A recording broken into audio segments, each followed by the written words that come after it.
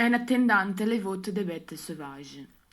En attendant les votes des bêtes sauvages est un roman en langue française de l'écrivain ivoirien Amadou Kourouma, publié en 1998.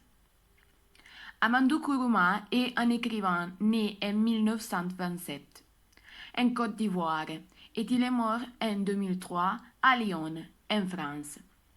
Son nom signifie guerrière en langue malinké. Il a vécu en France pendant la colonisation de l'Afrique.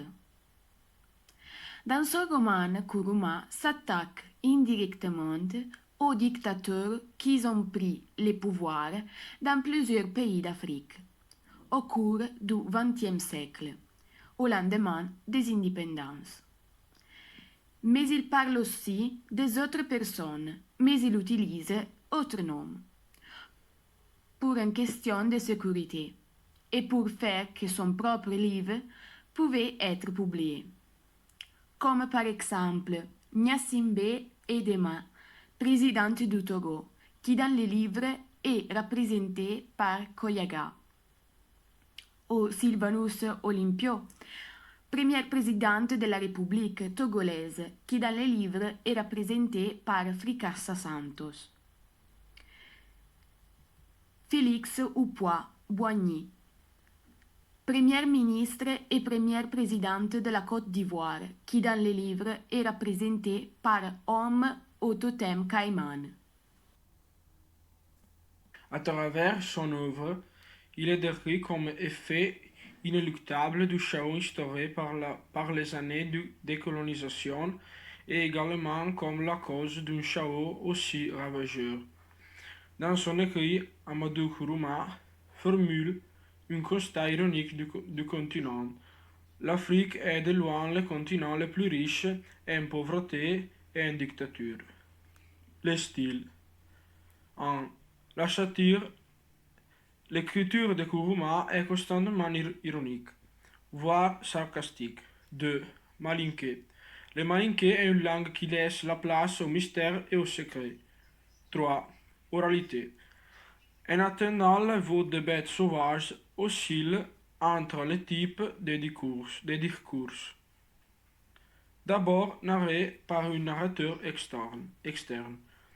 4. Dans Somana, un chant récit purificatoire et geste appelé Mankil et Malinké, les Donsumana. Forme. Cette histoire est une forme circulaire.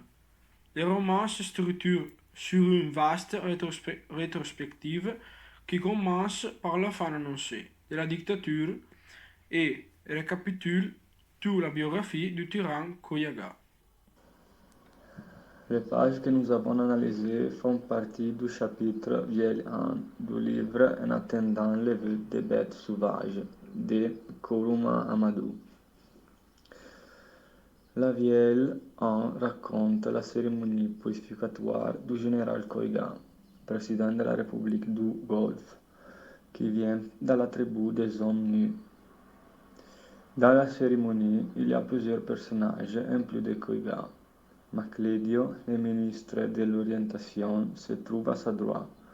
Bingo est un chantre qui dit les exploits des chasseurs et encense les héros chasseurs et leur appelle Sora.